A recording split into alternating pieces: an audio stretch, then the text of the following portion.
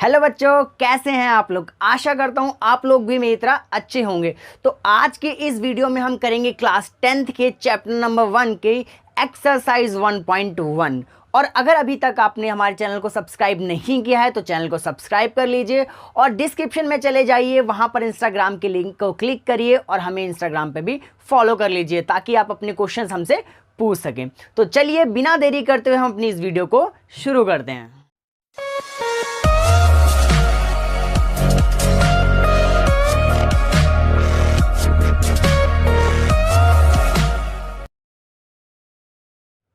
तो चलिए बच्चों 1.1 एक्सरसाइज का हम पहला क्वेश्चन समझते हैं और उसे करते हैं। तो पहला क्वेश्चन जैसा कि आप बोर्ड पर देख रहे हैं, पहला क्वेश्चन कह रहा है use Euclid's division algorithm find HCF of first second third.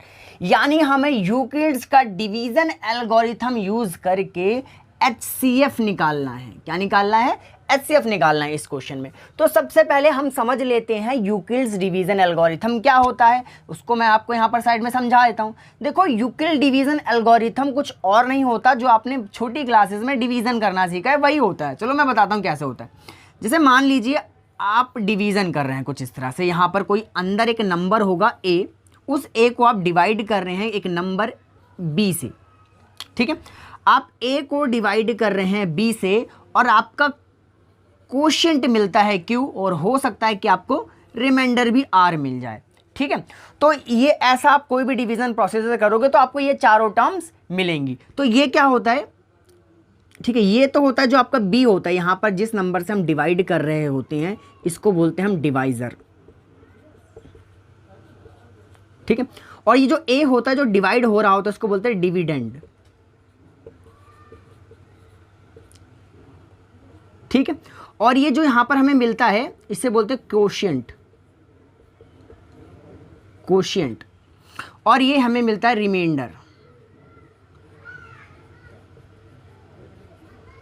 ठीक है, तो आपको ये चारों चीजें, जो चारों टर्म है समझ में आ रहे हैं। कोई एक नंबर है जो डिवाइड हो रहा है जिसे हम कह रहे हैं डिविडेंड, और किसी से डिवाइड किया जा रहा है उसको कह रहे हैं डिवाइजर, और हमें एक आंसर मिल रहा है जिसे कोशिएंट बोल देते हैं, और हमारा कुछ बच जाता है जिसे रिमेनिंग पार्ट बच जाता है उसको बोलते हैं हम रिमाइंडर। तो इन सब को हम कैसे कर सकते हैं? देखो, अगर मैं ए की मल्टीप्लाई अगर मैं बी की मल्टीप्लाई क्यू से कर दूं, बी की मल्टीप्लाई मैं क्यू से कर दूं, बी क्यू हो जाएगा। जब मैं बी की मल्टीप्लाई क्यू से कर देता हूं तो बी क्यू हो गया। और अगर ये जो हमारा रिमाइंडर आया है उसको मैं ऐड कर दूं यानी आर को, तो ये हमें मिलता है ए के बराबर। ए के बराबर मतलब डिविडेंड के बराबर। दैट मीन्स इसको मैं कह सकता हूं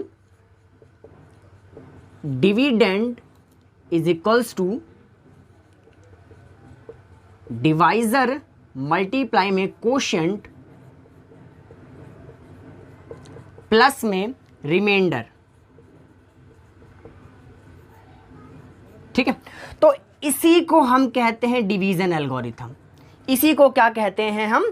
डिवीजन एल्गोरिथम। तो इसी डिवीजन एल्गोरिथम का यूज करके हमें एचसीएफ निकालना है। ठीक है, इसी डिवीजन एल्गोरिथम का यूज करके हमें एचसीएफ निकालना है। बहुत ही आसान है, देखो हम कैसे करते हैं। तो ये होप सो आपको ये डिवीजन एल्गोरिथम समझ में आ रहा होगा। ठीक है, तो चलिए हम पहले पार्ट का एचसीएफ निकाल के भी देख लेते हैं और अच्छे से समझ लेते हैं डिवीजन एल्गोरिथम क्या होता है। तो देखिए, हमारी पहले पार्ट में हमारे पास 135 एंड 225 है। 135 एंड 225 है, तो कैसे करेंगे? इनमें से देखो बड़ा कौन सा है? इनमें से आपको साफ दिख रहा होगा 135 छोटा है और 225 क्या है? बड़ा है। अभी क्या करना है? अब क्या करना है, जो बड़ा है, जो इन दोनों में से बड़ा है उसको हम लिख लेते हैं अंदर, इस डिवीजन पार्ट के अंदर लिख लेते हैं। जो छोटा है उसको लिख लेते हैं बाहर। देखो, ठीक है, तो अभी मैं इस फॉर्म में लिख रहा हूं और बाद में मुझे इस फॉर्म में भी डिनोट करना है। ठीक है, चलो कर देते हैं। तो मैं जब डिवाइड करूंगा इसको तो 135 1 जब 135 होगा 2 टाइम्स में लेंगे तो ज़्यादा हो जाएगा 270। माइनस कर देते हैं, 0 कैरी लेना पड़ेगा, 12 में से 3 गया 9, वो 0 बचेगा। अभी क्या करना है? हो गया ये 90 रिमाइंडर आ गया। देखो, अब ये 90 जो आ गया है रिमाइंडर आ गया, यानी एक बार हमने डिवीजन कर दिया है। देखो, अब इसको ना इस फॉर्म में हमें करना है, तो मैं इसके लिए लिखूंगा डिवीजन एल्गोरिथम। तो a is equals to B Q plus R है, तो यहाँ पर लिख देते हैं ऐसे, बाय यूजिंग डिवीजन एल्गोरिदम। तो डिवीजन एल्गोरिदम का करके यूज करके हम क्या कर रहे हैं, एचसीएफ निकाल रहे हैं। तो यहां पर अगर हम देखें जो हमने डिवाइड किया है इसमें ए कौन है, जो अंदर होता है वही तो ए होता है, वही तो डिविडेंड होता है। तो ए की जगह लिख दो ना 225 is equals to B. B क्या होता है जिससे हम डिवाइड कर रहे हैं, डिवाइजर क्या है 135 मल्टीप्लाई क्यू यानी क्वोशिएंट कितना आया 1 प्लस आर, आर यानी रिमाइंडर कितना आया 90। देखो हमने ऐसे डिवाइड किया और ऐसे नोट भी कर दिया। अब एक बार और डिवाइड करना पड़ेगा। देखो कैसे करना है, अब ये जो 90 आया है रिमाइंडर बचा है, इस 90 को हमें डिवाइड कर 90 से डिवाइड करना पड़ेगा इस 135 को। इस 135 को हमें यहां लिख देना है, उतार देना है। ठीक है, अब फिर से डिवाइड करते हैं। 91 जा 90, 92 जा 180 हो जाएगा, 180 ज़्यादा हो जाएगा तो 1 टाइम्स में ही जाएगा। माइनस कर दो 45 बचेगा, कितना बचेगा 45। देखो हमने अब दूसरे स्टेप में डिवाइड कर दिया। इस बार हमने किसको डिवाइड किया है 135 को। ए की वैल्यू क्या होगी 135, दोबारा से ए की वैल्यू सेकंड स्टेप में 135, ये दोबारा से मैं ए की वैल्यू को सेकंड स्टेप में, ये तो हमारा पहला स्टेप हो गया, ये हमारा सेकंड स्टेप 135 जिससे डिवाइड किया वो बी होता है, यानी यहाँ पर बी की जगह क्या आएगा 90, क्यू यानी क्वोशिएंट 1, आर यानी रिमाइंडर यानी 45। तो दूसरा स्टेप भी हमारा हो गया। इसी तरह से इस 90 को फिर से यहाँ उतार देंगे डिवाइड का साइन लगा के 90। अब पढ़ो 45 1 जा 45, 45 2 जा 90, क्या बचेगा 0, कुछ नहीं बचा 0 बचा, यानी हमारा डिवीजन प्रोसेस खत्म हो गया।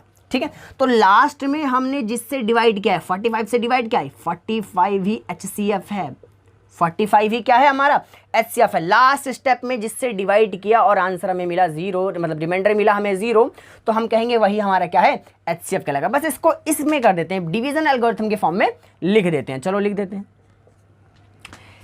ए क्या है 90 है, बी यानी जिससे डिवाइड कर रहे हैं 45, क्यू यानी जो हमें क्वोशिएंट मिला है 2 मिला है क्वोशिएंट, और रिमाइंडर लास्ट स्टेप में क्या मिलने वाला है 0 मिलने वाला है। यानी जो लास्ट में जिससे डिवाइड कर रहे हैं, लास्ट वाले स्टेप में जो डिवाइजर है वही हमारा एचसीएफ कहलाएगा। तो एचसीएफ क्या हुआ हमारा 45।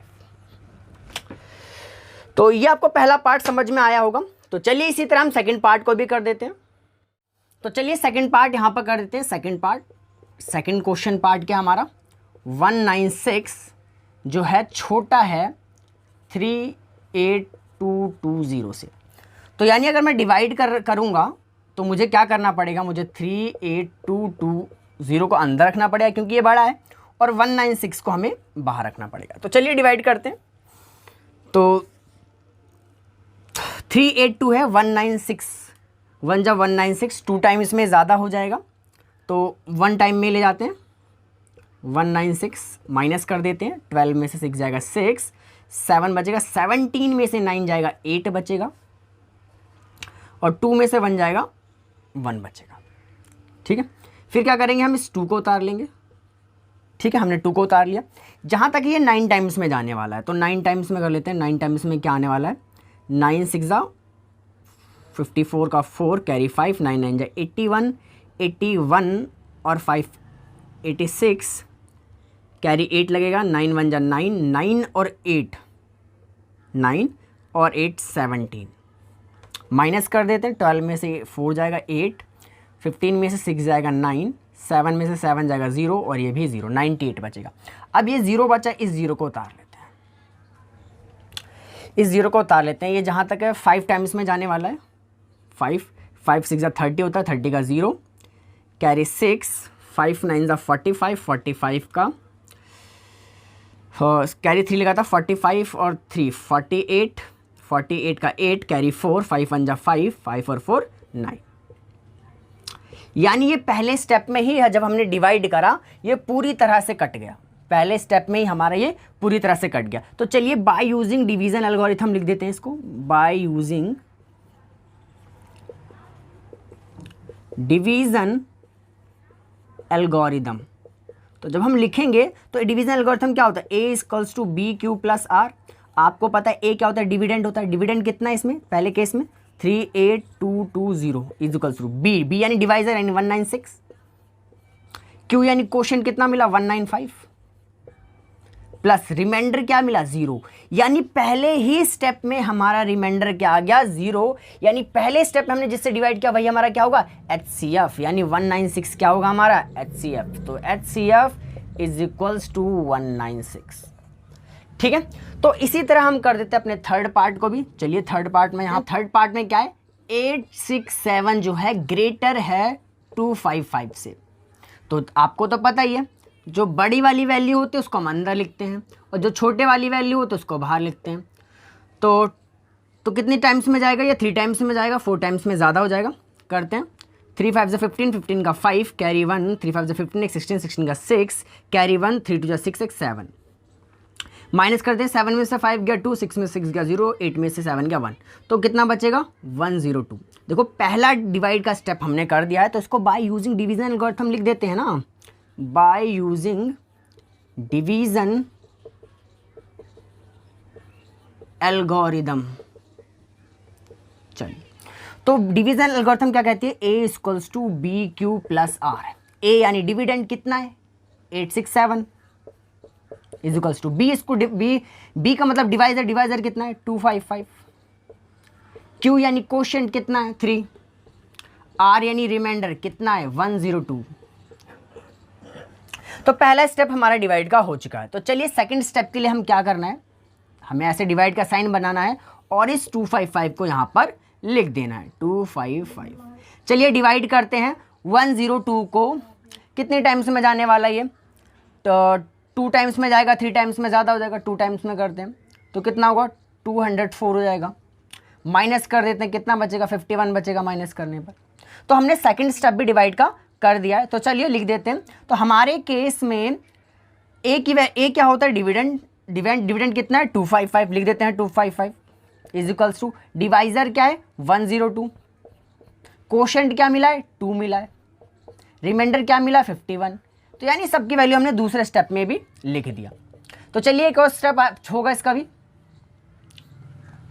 अब ये जो 102 है इसको हमें यहाँ पर नोट कर देना है, कर देते हैं नोट, उतार दिया हमने यहाँ पर। अब डिवाइड करते हैं 51 1 जा 51, 51 2 जा 102, कर दो माइनस, आ गया 0, यानी लास्ट स्टेप भी कर दिया हमने, आ गया 0, यानी लास्ट स्टेप में जिससे डिवाइड किया जाता है डिवाइजर वही तो HCF होता है, तो आ गया HCF इसका 51। बस यहाँ पर डिवीजन एल्गोरिथम के फॉर्म में लिख देते हैं। डिविडेंड कितना है हमारे इस लास्ट केस में 102, डिवाइजर क्या है 51, क्वोशंट क्या मिला है हमें 2, रिमाइंडर हमें क्या मिला इसमें 0, यानी लास्ट स्टेप का जो HCF है, लास्ट स्टेप का जो डिवाइजर है वही हमारा HCF होगा। 51 मिला हमें इस क्वेश्चन का HCF। तो होप्स आपको ये क्वेश्चन समझ में आया होगा। तो चलिए हम बढ़ते हैं अपने अगले क्वेश्चन पर। तो चलिए बच्चों एक्सरसाइज का दूसरा क्वेश्चन हम करते हैं। तो सेकंड क्वेश्चन बोर्ड पर है। सेकंड क्वेश्चन क्या कह रहा है, सेकंड क्वेश्चन कह रहा है show that any positive odd integer is of the form of 6q + 1 और 6q + 3 और 6q + 5 where q is some integer. तो हमें इस क्वेश्चन में शो करना है कि कोई भी पॉजिटिव ऑड इंटीजर, कोई भी पॉजिटिव ऑड इंटीजर, ध्यान देना यहाँ पर positive odd integer 6q + 1, 6q + 3 और 6q + 5 की फॉर्म में होता है, हमें ये शो करना है।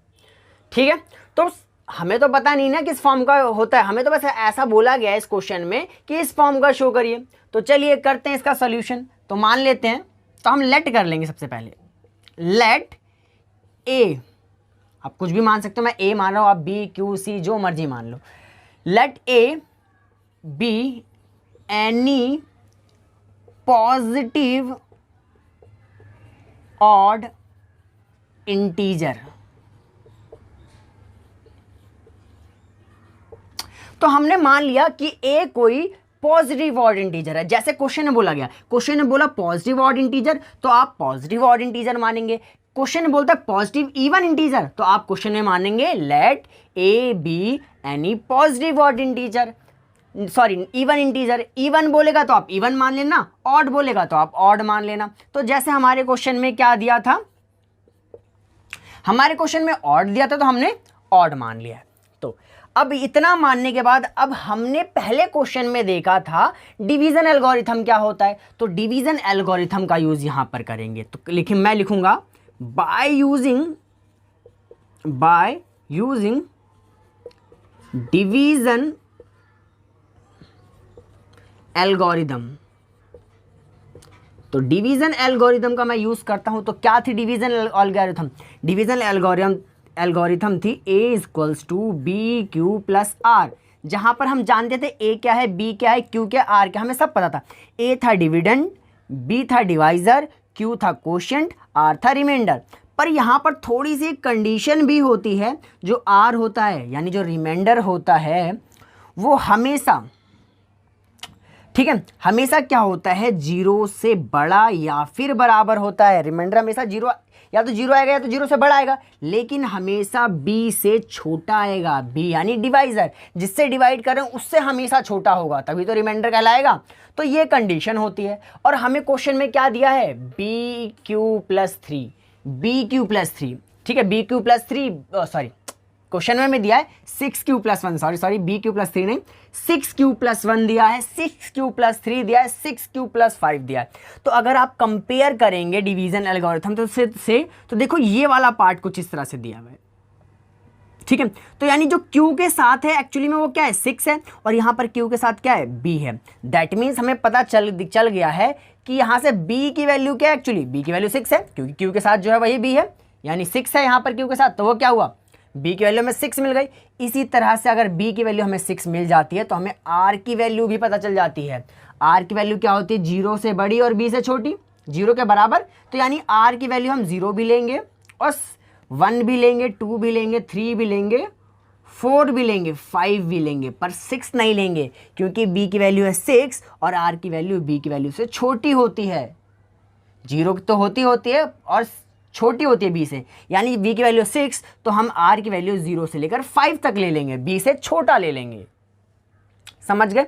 तो अगर हम अब डिवीजन एल्गोरिथम का यूज करें, ठीक है, अब डिवीजन एल्गोरिथम अप्लाई करें यहां पर, तो a की वैल्यू क्या क्या निकल के आएंगी, ठीक है। तो a की वैल्यू, देयरफॉर a की वैल्यू क्या क्या निकल के आने वाली है, a की वैल्यू होने वाली है a इक्वल्स टू bq+r है। तो b कितना है, 6, q की वैल्यू हमें नहीं पता, r की वैल्यू पहले केस में 0, और फिर क्या निकलने, और 6q+1, यानी आप r की वैल्यू 0 से लेकर 5 तक पुट कर दीजिए, और 6q+2 और 6q+3 और 6q+4 और 6q+5। तो r की वैल्यू 5 तक ही दी हुई है। तो हमने क्या किया, डिवीजन एल्गोरिथम हमने यूज़ किया, ठीक है। हमें b की वैल्यू 6 पता थी, हमने a इक्वल्स टू b की जगह 6 और r की जगह 0 से लेकर 5 तक पुट कर दिया। तो इसलिए हमें a की वैल्यू क्या क्या मिली, 6q+0 या फिर 6q+1 या फिर 6q+2 या फिर 6q+3 या फिर 6q+4 या फिर 6q+5, ये हमें a की वैल्यू मिल गई। पर हमने क्वेश्चन में माना था, देखो हमने क्वेश्चन में क्या माना था, हमने क्वेश्चन में माना था कि a जो है वो पॉजिटिव ऑड इंटीजर है ना। तो a क्या है, पॉजिटिव ऑड इंटीजर है, और आपको मालूम है ऑड वही होते हैं जो 2 से डिविजिबल नहीं होते, है ना, 2 से डिविजिबल नहीं होते। तो हम लिखेंगे सिंस a इज ऑड।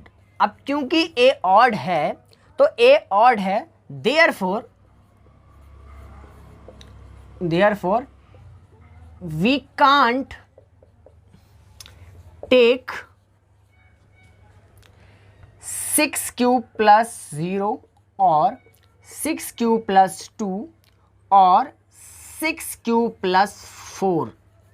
देखिए, क्योंकि यहां पर ऑड है तो हम इन तीनों को नहीं लेंगे, क्योंकि ये तीनों इवन है, ठीक है, क्योंकि ये तीनों इवन है। क्योंकि देखो ये भी 2 से डिवाइड हो जाएगा, ये भी 2 से 2 कॉमन लेकर डिवाइड हो जाएगा, ये भी 2 कॉमन लेकर 2 से डिवाइड हो जाने वाला है, ठीक है।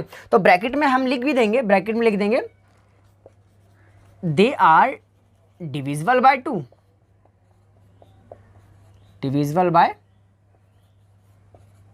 क्योंकि ये डिविजिबल है, ठीक है। तो हम हमने ए ऑड माना था, इस वजह से हम तीनों को नहीं लेंगे, ठीक है, क्योंकि ये क्या है, ये डिविजिबल बाय 2 है, दैट मीन्स ये इवन है, ठीक है। Because they are even, divisible है 2 से, तो मतलब क्या हुआ, ये इवन हुए। ठीक है, तो हम लिख देंगे hence any positive odd integer is of the form of जो बचा अब इसके बाद 6q + 1 बचा है, और 6q + 3 और 6q + 5। ठीक है, तो यानी कोई भी ऑड पॉजिटिव इंटीजर जो होगा वो इस फॉर्म में होगा। ठीक है, बहुत ही आसान थ्योरेटिकल क्वेश्चन है, इसमें कुछ करना है नहीं खास। शुरू में हमने क्या किया, क्वेश्चन में अगर हमें ऑड पॉजिटिव इंटीजर बोला है तो हम ए को ऑड पॉजिटिव इंटीजर मान लेंगे, फिर डिवीजन एल्गोरिथम का यूज़ करके हम बी और आर की वैल्यू निकाल लेंगे और फिर अप्लाई कर देंगे डिवीजन एल्गोरिथम, जिससे हमें ये सारी चीज़ें मिल जाएंगी। तो अगर हमें क्वेश्चन में ऑड बोला है तो हम इवन वाले को नहीं लेंगे और ऑड वाला लास्ट में लिख देंगे, बस सिंपल। हाँ, तो होप सो आपको ये क्वेश्चन समझ में आया होगा। तो चलिए हम बढ़ते हैं अपने अगले क्वेश्चन पर। तो चलिए बच्चों, क्वेश्चन नंबर 3 को पढ़ते हैं, समझते हैं और उसका सॉल्यूशन हम करते हैं। तो क्वेश्चन नंबर 3 आपको बोर्ड पे दिख रहा है। क्वेश्चन नंबर 3 क्या कह रहा है, an army contingent of 616 members is to be march behind an army band of 32 members in a parade. यानी 616 मेंबर्स को 32 मेंबर वाले बैंड के पीछे परेड करनी है। 2 groups are to be march in the same number of column, 2 group को same number of column के साथ मार्च करना है। What is the maximum number of column in which they can march, यानी मैक्सिमम नंबर ऑफ कॉलम्स कितने होंगे जिसमें वो लोग मार्च कर सकते हैं। तो देखिए ये क्वेश्चन ज़्यादा कठिन नहीं है, बहुत ही ईजी क्वेश्चन है। ठीक है, तो ये जो क्वेश्चन बिलोंग करता है, ये क्वेश्चन है वर्ड प्रॉब्लम है एचसीएफ और एलसीएम का। तो ये क्वेश्चन जो है वो एक वर्ड प्रॉब्लम है एचसीएफ और एलसीएम का। बस हमें ये पता करना पड़ता है कि क्वेश्चन में एचसीएफ लगेगा या एलसीएम लगेगा। तो बहुत ईजी है। तो देखो हम कैसे पता लगा सकते हैं कि इसमें एचसीएफ लगेगा या एलसीएम लगेगा। तो उसके लिए मैं आपको यहाँ बता देता हूँ। देखो कभी भी अगर क्वेश्चन में अगर एचसीएफ लगना है, क्वेश्चन में क्या लगना है, एचसीएफ लगना है, तो आपको क्वेश्चन में ये वाले वर्ड जरूर देखने को मिलेंगे, लाइक मैक्सिमम। क्योंकि एचसीएफ की फुल फॉर्म क्या होती है, एचसीएफ की फुल फॉर्म होती है हाईएस्ट, क्या होती है full form, highest common factor. यानी जो इसका मीनिंग होता है, जो इसकी फुल फॉर्म होती है, उसी वही वैसे ही रिलेटेड इसमें वर्ड मिलने वाले हैं। तो हाईएस्ट यानी मैक्सिमम ऑलमोस्ट सेम ही चीज़, यानी ऐसे वर्ड जिससे ज़्यादा का पता चल रहा है, मैक्सिमम से ज़्यादा का पता चलता है। और हाईएस्ट इसका खुद ही हाईएस्ट से, या फिर ग्रेटर लॉन्गेस्ट। ठीक है, तो ऐसा कोई भी वर्ड आ जाए जिससे ज्यादा का पता चल रहा है, तो उसमें हमें क्या निकालना है, एचसीएफ निकालना है। जैसे कि इस क्वेश्चन में लास्ट में क्या पूछा है, what is the maximum number of column, maximum. तो यानी आप लोग समझ गए होंगे इस क्वेश्चन में क्या निकालना है। इस क्वेश्चन में हमें इन दोनों नंबर्स का, जो भी हमारे नंबर्स दिए हुए, इन दोनों नंबर्स का हमें एचसीएफ निकाल देना है और हमारा आंसर आ जाएगा। पर एलसीएम के लिए क्या करना है, एलसीएम, जैसे कि एलसीएम की फुल फॉर्म होती है लोएस्ट कॉमन मल्टीपल। तो ऐसे कोई भी वर्ड जिसमें से कम का पता चल रहा है, जैसे लाइक लोएस्ट, मिनिमम, ठीक है, स्मॉलेस्ट, और भी वर्ड होंगे। यानी कोई भी ऐसा वर्ड जिससे छोटे का, कम का पता चल रहा है, उसमें हमें एलसीएम निकालना है। होप सो आप लोग समझ गए होंगे। तो चलिए इस क्वेश्चन को हम कंप्लीट कर देते हैं। जैसे कि इस क्वेश्चन में हमें मैक्सिमम वर्ड पता चल गया है, तो यानी इस क्वेश्चन में हमें एचसीएफ निकाल देना है और एचसीएफ ही हमारा आंसर होगा। यानी कितने कॉलम्स में वो करेंगे मार्च, वो एचसीएफ ही इन दोनों नंबर्स का आंसर होने वाला है। तो चलिए इन दोनों नंबर्स का हम निकाल देते हैं। तो 32 एंड 616 में से बड़ा कौन है, सिंपल सी बात है भाई, 616 ही ग्रेटर है। तो जो भी ग्रेटर होता है उसको हम अंदर लिखते हैं, जो स्मॉलर होता है उसको हम लिखते हैं बाहर। ठीक है, चलिए डिवाइड करते हैं। 32 1 जा 32, 2 बार में जाएगा तो बड़ा हो जाएगा। तो 11 में से 2 हटाएंगे, 9 बचेगा और यहाँ पर बचेगा 2। अब इस 6 को उतार लेते हैं नीचे, 296, ये 9 टाइम्स में जाने वाला। 9 टू जा 18, 18 का 8 कैरी 1, 9 थी जा 27 और 1 28, माइनस कर देते हैं, 8 बचेगा, 16 में से 8 गया, 8 बचेगा और 0 0 8 ही बचने वाला है। ठीक, तो 8 बच गया। तो अभी क्या करेंगे, अभी जो 32 है उसको यहाँ उतार देंगे डिवाइड का साइन लगा के। आपको पता ही है इस तरह से हम डिवाइड करते हैं 80 के लिए। 8 4 जा 32 होता है और यहाँ पर रिमाइंडर क्या बच गया, 0। अब इसको हम डिवीजन एल्गोरिथम के फॉर्म में लिख देते हैं बाय यूजिंग डिवीजन एल्गोरिथम। तो डिवीजन एल्गोरिथम में लिखेंगे तो पहले दो, ठीक है, 2 स्टेप पे हमने डिवाइड किया। एक पहला स्टेप ये रहा जहां ये रिमाइंडर आया था, यहाँ तक पहला स्टेप है, और ये वाला दूसरा स्टेप है। तो पहले स्टेप में क्या होता था, जो डिविडेंड होता है वो लिखा जाता था a=bq+r होता था। ये हमारा डिवीजन एल्गोरिथम है। a क्या होता था, जिसको डिवाइड करते थे यानी डिविडेंड, यानी 616 = b यानी डिवाइजर यानी 32, मल्टीप्लाई में q यानी क्वोशंट जो कि 19 आया है, प्लस रिमाइंडर कितना आया है, 8 बचा था ये रिमाइंडर। ठीक है, फिर हमने यहाँ से सेकंड स्टेप चालू किया। उस सेकंड स्टेप में जिसको डिवाइड कर रहे थे वो डिविडेंड यानी 32, a की वैल्यू 32, b की वैल्यू 8 यानी 8 डिवाइजर था, मल्टीप्लाई में क्वोशंट यानी 4 प्लस आया रिमाइंडर 0। और आपको पता है लास्ट स्टेप में जो डिवाइजर होता है वही HCF होता है। तो यानी इस क्वेश्चन का हमारा HCF क्या है, HCF है हमारा 8। तो 8 HCF है और हमें क्वेश्चन में पूछा गया था what is the maximum number of column in which they can march. तो मैक्सिमम नंबर ऑफ कॉलम कितनी होगी, 8। तो लिख देना हैंस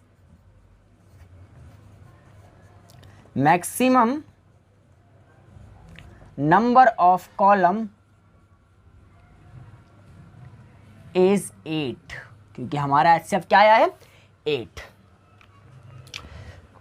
तो होप सो आपको ये क्वेश्चन समझ में आया होगा। तो चलिए हम बढ़ते हैं अपने अगले क्वेश्चन पर।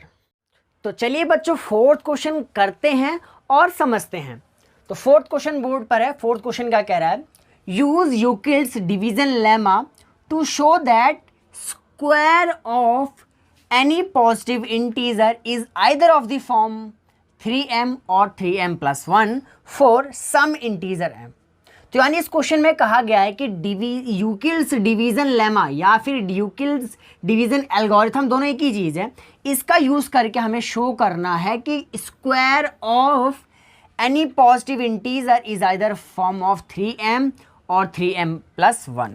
ठीक है, तो यानी अगर किसी भी पॉजिटिव इंटीजर का अगर हम स्क्वायर करें तो हमें शो करना है कि उनका स्क्वायर 3m और 3m+1 के फॉर्म का होता है, वो भी किसका यूज़ करके, यूक्लिड डिवीजन लेमा का यूज़ करके। तो यूक्लिड डिवीजन लेमा का यूज़ करके हमें शो करना है कि किसी भी पॉजिटिव इंटीजर का स्क्वायर 3m और 3m+1 के फॉर्म में होता है। तो चलिए हम करते हैं शो। तो सॉल्यूशन करना है इसका। सबसे पहले इस क्वेश्चन में हमें क्या बोला हुआ है, पॉजिटिव इंटीजर। तो मान लो, तो लेट कर लो, let x be any positive integer. तो पहला स्टेप हमने मान लिया कि x कोई पॉजिटिव इंटीजर है।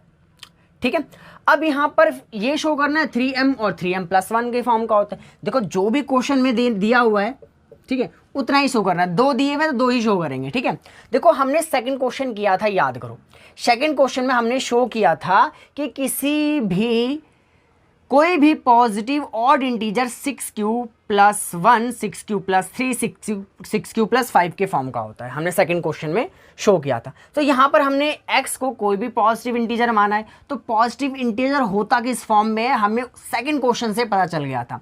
तो हम लिख देते हैं, ठीक है, वी नो दैट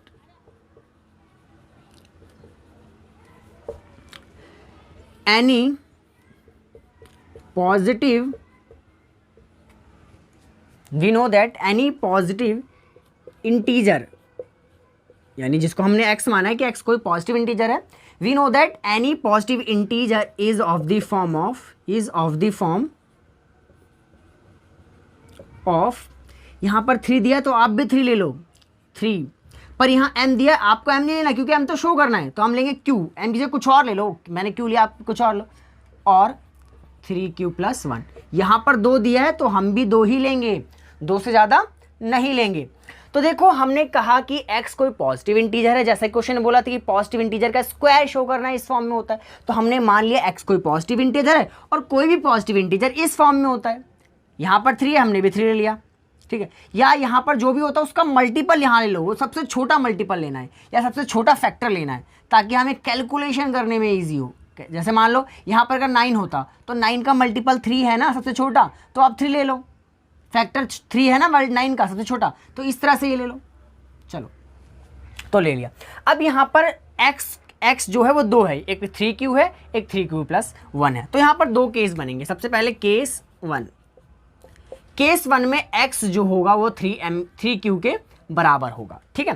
केस 1 में x जो होगा 3q के बराबर होगा, क्योंकि हमने माना है x कोई पॉजिटिव इंटीजर है और पॉजिटिव इंटीजर इन दोनों के फॉर्म का होता है, तो पहला फॉर्म ये रहा, यानी x बराबर ये होगा। और हमें क्वेश्चन ने बोला है कि भाई इसका स्क्वायर करो, क्या करो, स्क्वायर करो, स्क्वायर करके बताओ कि वो इस फॉर्म का होता है, तो कर दो स्क्वायर, स्क्वायरिंग बोथ साइड कर दो। ये लो कर दिया मैंने स्क्वायर, इधर भी स्क्वायर, इधर भी कर दिया मैंने स्क्वायरिंग बोथ साइड, तो x स्क्वायर तो x स्क्वायर ही रह जाएगा। इसको करेंगे तो आएगा 3 का स्क्वायर 9 और q स्क्वायर। अब मुझे इसको शो करना है 3m के इक्वल। देखो मैं q को m नहीं बना सकता, कुछ भी कर लूँ, पर हम ऐसा कर सकते हैं। क्या करना है हमें, हम इसमें से 3 कॉमन ले लेते हैं, क्योंकि हमें वहाँ 3 शो करना है, और अंदर अब क्या बचेगा, यहाँ पर ब्रैकेट में 3q स्क्वायर बचेगा। अब हम यहाँ पर x square is equals to last step में 3, और ये जो ब्रैकेट वाला है उसकी जगह लिख देते हैं m, क्या लिख देते हैं m, और यहाँ पर हम कॉमा डाल के लिख देंगे वेयर m बराबर 3q स्क्वायर। देखो हम इस तरह से हमने q को m बना दिया, बाकी और कोई तरीका नहीं है q को m बनाने का। देखो हमने क्या किया, पहले केस में किसी भी पॉजिटिव x क्या था, पॉजिटिव इंटीजर, x का पॉजिटिव इंटीजर का स्क्वायर यानी x स्क्वायर, उसको हमने 3m के इक्वल दिखा दिया। इसी तरह हम केस 2 कर देंगे, केस सेकंड। तो सेकंड केस में क्या है, x जो होगा वो बराबर होगा 3q + 1 के। यहां भी स्क्वायरिंग बोथ साइड करनी पड़ेगी, कर दो स्क्वायरिंग बोथ साइड, कर दिया हमने। चलो अब यहां पर क्या होगा, x स्क्वायर का x स्क्वायर हो जाएगा, और यहां पर लगेगा फॉर्मूला क्या होगा, a + b का होल स्क्वायर। क्या होता है a + b का होल स्क्वायर, a का स्क्वायर प्लस b का स्क्वायर प्लस 2ab। तो यहां पर हमारा ये a काम करेगा, ये b का काम करेगा, a का स्क्वायर हो गया, ये प्लस b का स्क्वायर होगा, ये प्लस 2ab हो गया। होप सो आपको फॉर्मूला पता होगा, ठीक है। तो चलिए इसको सॉल्व कर देते हैं। 3 का स्क्वायर 9q स्क्वायर, 1 का तो 1 ही होगा, 2 3 जा 6 और 6 1 जा 6 यानी 6q। देखो हमें शो क्या करना है, हमें शो करना है 3m + 1। तो देखो ये जो +1 है, इस +1 को लिख देंगे हम साइड में, ये +1 हमने लिख दिया साइड में, ठीक है। तो चलिए यहाँ पर कर देते हैं स्टेप, ये वाला, यहाँ पर थोड़ी सी जगह नहीं है, यहाँ पर स्टेप कर देते हैं। देखो अब हमें +1 शो करना लास्ट में, 3m + 1, तो इस +1 को हम लिख लेंगे साइड में, ये रहा +1 साइड में, और इन दोनों में से ले लेंगे 3 कॉमन, क्योंकि हमें यहाँ पर ये 3, तो ले लो 3 कॉमन, ले लिया 3 कॉमन। अब क्या बचेगा वो ब्रैकेट में लिख देना। इसमें क्या बचने वाला है, 9 है तो 3 बचेगा, 3 3 जा 9 होता है क्योंकि, और ये q स्क्वायर का q स्क्वायर बचेगा, प्लस ये 6q है, 3 कॉमन ले चुके तो 2 बचेगा, क्योंकि 3 2 जा 6 होता है, ठीक है। तो देखो ब्रैकेट वाला, अब क्या करना है, अब सिंपल से जो ब्रैकेट वाला है उसकी जगह लिख देंगे m और +1, ये +1, और कॉमा डाल के लिख देंगे वेयर m बराबर 3q स्क्वायर प्लस 2q, ठीक है। तो देखो हमने क्या करना था, हमने पॉजिटिव इंटीजर को x माना था, तो x का स्क्वायर यानी पॉजिटिव इंटीजर का x को हम पॉजिटिव इंटीजर के स्क्वायर को हमने 3m प्रूफ कर दिया, और पॉजिटिव इंटीजर के स्क्वायर को हमने 3m + 1 भी दिखा दिया, ठीक है। तो हमें यही तो शो करना था, लिख देंगे अब हम hence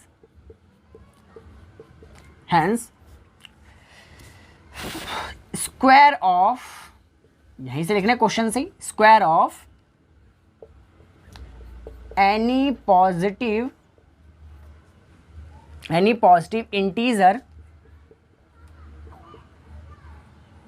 integer is in the form of 3m और 3m प्लस 1। ठीक है, तो हमने शो कर दिया किसी भी पॉजिटिव इंटीजर का स्क्वायर 3m और 3m प्लस 1 के फॉर्म में होता है। तो होप सो आपको ये क्वेश्चन समझ में आया होगा। तो चलिए बढ़ते हैं हम अपने अगले क्वेश्चन पर। तो चलिए बच्चों फिफ्थ क्वेश्चन करते हैं और समझते हैं। तो पांचों क्वेश्चन बोर्ड पर है। पांचों क्वेश्चन क्या कह रहा है, use Euclid's division lemma to show that cube of any positive integer is of the form of 9m 9m plus 1 9m plus 8। Same fourth जैसा क्वेश्चन है, जैसा फोर्थ में करना था वैसे इसमें भी करना है। फोर्थ में स्क्वायर करना था, बस इसमें हमें क्यूब करना है। क्या करना है, इसमें हमें क्यूब करना है। पॉजिटिव इंटीजर का क्यूब करना है। क्या करना है, पॉजिटिव इंटीजर का हमें क्यूब करना है इस क्वेश्चन में। किसका यूज करके, यूक्लिड डिवीजन लेमा का यूज करके। तो बहुत ही आसान है। तो चलिए कर देते हैं इस क्वेश्चन को, सॉल्यूशन करते हैं। सबसे पहला स्टेप जो कि हमने फोर्थ क्वेश्चन में क्या क्या किया था वही करना है। सबसे पहला स्टेप लेट कर लेना है। Let any positive let x be any positive integer. और कोई पॉजिटिव इंटीजर किस फॉर्म का होता है हमें ये भी पता है, तो लिख देते हैं we know that any positive integer is of the form 3m plus 1 और 3m प्लस 2। देखो यहाँ पर 3 दिए तो हमने भी 3 ही लेने हैं, ठीक है। और इसका मल्टीपल लेना या फैक्टर लेना जो सबसे छोटा हो। तो इसका सबसे छोटा फैक्टर ही है, मल्टीपल नहीं सॉरी, इसका सबसे छोटा फैक्टर 3 है। 9 का फैक्टर क्या है, 3 है, इसलिए हमने 3 लिया। हम 9 लेके भी कर सकते हैं, पर 9 लेने पर कैलकुलेशन थोड़ी सी बड़ी हो जाएगी। बाकी आप 9 लेके भी कर सकते हो, कोई बड़ी बात नहीं है, ठीक है। तो आपको ये स्टेप समझ में आ गए होंगे। सबसे पहले पॉजिटिव इंटीजर को x मान लो और फिर किस फॉर्म का होता है वो बता दो। अगर यहाँ पर 3 दे रखे शो करने के लिए तो आप 3 ले लो, 2 दिया हुआ तो आप 2 ले लो। तो चलिए अब हमारे केस में यहाँ पर हमारे पास 3 केस हैं। तीनों केस को चलो करते हैं हम सॉल्व। चलो तो सबसे पहला केस 1, यहाँ पर x की वैल्यू बराबर है 3m के और क्वेश्चन में क्या करना है, क्यूब करना है। पॉजिटिव इंटीजर का क्यूब करना है। तो x क्या है, पॉजिटिव इंटीजर ही तो है, कर दो क्यूब बोथ साइड। कर दिया हमने क्यूब बोथ साइड। तो x का क्यूब तो x का क्यूब ही हो जाएगा। यहाँ पर करते हैं 3 का क्यूब कितना होगा, 3 का क्यूब होगा 27 और m का क्यूब, सॉरी मैंने यहाँ पर m ले लिया है, m नहीं लेना है सॉरी, क्योंकि m तो शो करना है इसलिए यहाँ पर q ले लो। m तो शो करना है इसलिए यहाँ पर q ले लो। थोड़ी सी मिस्टेक हो गई, यहाँ पर m नहीं लेना हमें q लेना है। जो क्वेश्चन में शो करना है वो मत लेना, उसके अलावा कोई और ले लेना, बाय मिस्टेक हो गई। तो यहाँ पर आ गया। तो अब क्या करना है, हमें शो करना है 9m और 9m प्लस 1। तो 9 हमें कॉमन लेना है इस बार। क्या कॉमन लेना है, 9। तो 9 हम कॉमन ले लेना, जो हमें शो करना है वैसे हमें कॉमन लेना होता है। तो यहाँ पर बचेगा 3 q। तो अब सिंपली q को हम m तो बना नहीं सकते, तो हम जो भी ब्रैकेट है उसकी जगह, ब्रैकेट वाला है उसकी जगह m लिख देंगे और यहाँ पर लिख देंगे वेयर m बराबर 3q। ठीक है, तो हमने क्या किया, किसी भी पॉजिटिव इंटीजर का क्यूब 9m के इक्वल शो कर दिया। अब 9m1 और 9m प्लस 8 बचा हुआ है, तो चलिए वो भी कर देते हैं। केस 2, अब x बराबर जो होगा वो 3q प्लस 1 के होगा बराबर। फिर से हमें दोनों तरफ क्यूब करना है।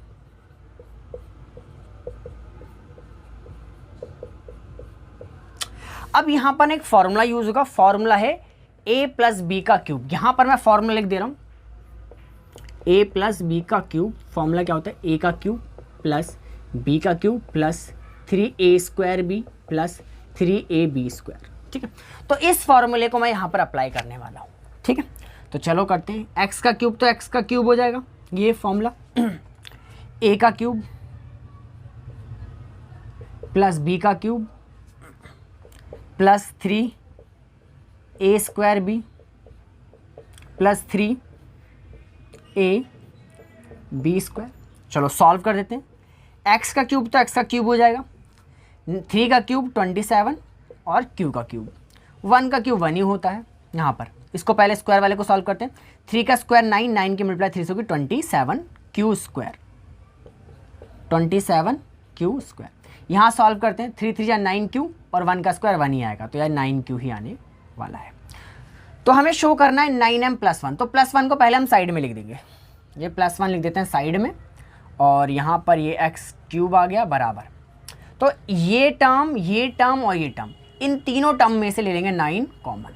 क्या बचेगा यहाँ पर 3q³ बचेगा, प्लस इसमें क्या बचेगा, इसमें भी 3 बचेगा पर q² बचेगा। यहाँ पर इसमें बचेगा खाली q, सिर्फ q बचने वाला है इसमें, सिर्फ q, और ये +1 यहाँ पर है ही। ठीक है, तो हमने क्या करना है, अब ब्रैकेट वाली की जगह ले लेना m, और ये +1 था ही, हम लिख देंगे यहाँ पर वेयर m बराबर 3q³ 3q² प्लस q। ठीक है, तो यहाँ पर हमने पॉजिटिव इंटीजर का क्यूब 9m + 1 के इक्वल भी हमने शो कर दिया। अब हमारे पास सिर्फ लास्ट केस बचा है 9m + 8 जो हमें शो करना है। तो चलिए थर्ड केस भी हम कर देते हैं।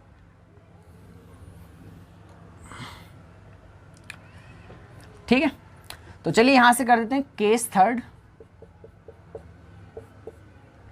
अब x = 3q + 2 के इक्वल मानना है। ठीक है, दोनों तरफ क्यूब करना है।